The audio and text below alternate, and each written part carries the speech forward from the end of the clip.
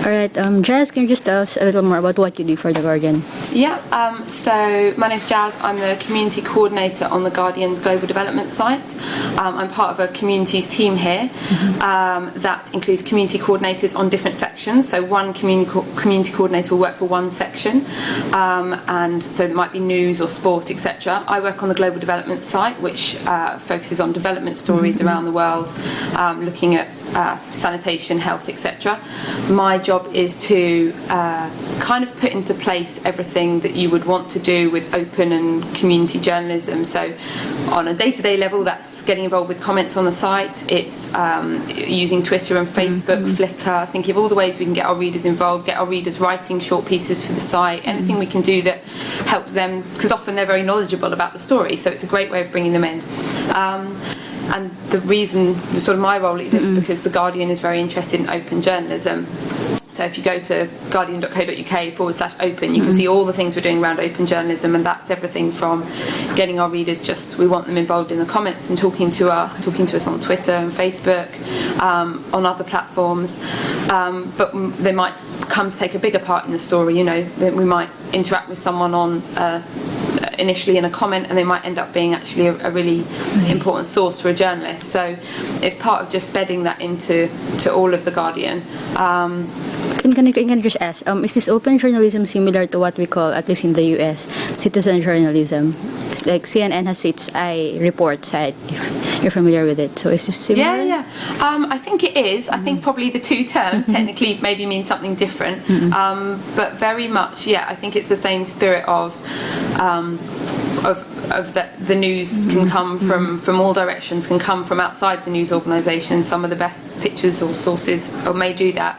I think The Guardian still wants to lead, journalism centrally. It wants to be an inspiring place for journalism centrally, but it absolutely wants to get people involved with the story. So, I think it is the same as citizen journalism. We just are using a different term at the moment. Okay, but were you able to gather different news, not only from different communities here in London, but also from other countries, the rest of the world?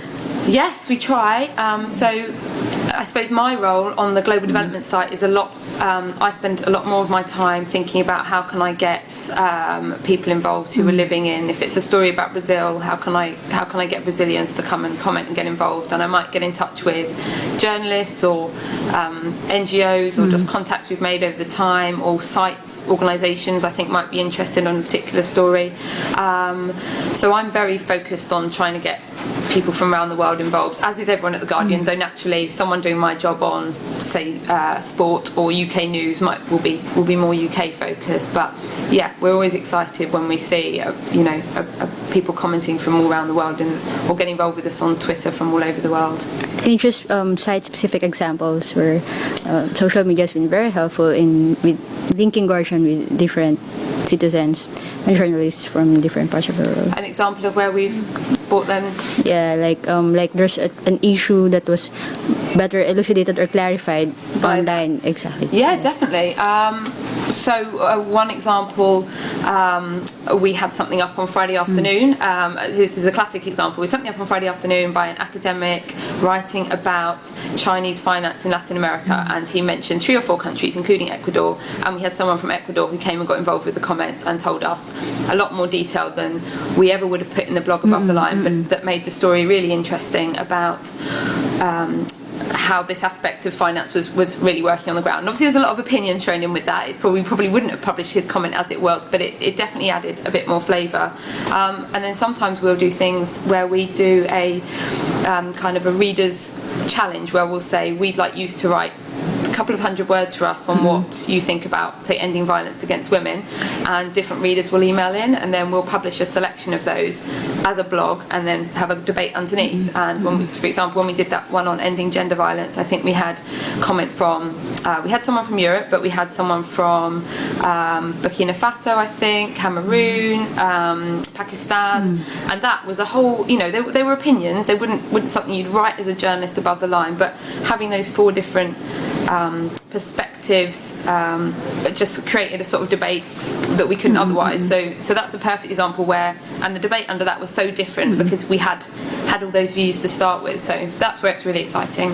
Okay, the thing is with crowdsourcing, the value is you believe there's wisdom in the crowds.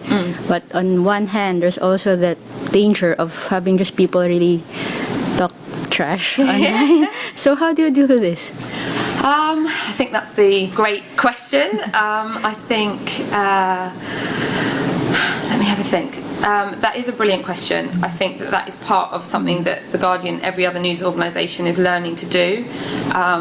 And that is trying different things out, putting things out there, seeing what people do. I'm biased because I suppose my job depends on it, but I think humans being involved and reading the comments and spotting people who are continually making a good contribution and helping to talk to editors about that is a big part of it.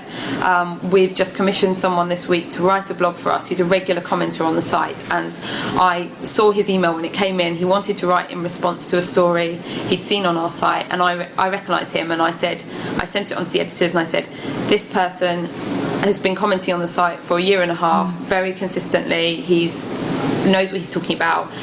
He really is who he says he is and where he says he is. So I'm a little bit biased, but I think having a human to kind of get involved with the community and feed it into the editors is really important. And I guess it's just something that or news communities and newspapers and journalists will kind of figure out based on the personality of each.